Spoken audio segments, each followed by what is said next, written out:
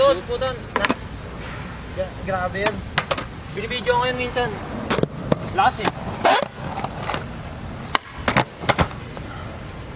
Taka na sa mga binibigyan sa akin. Bakit na. Nalala mo yung may binili tayo malapit doon sa Kalalibay. So malapit sa Delpan, yung binibenta skateboard na 900. Yung galing ibang bansa.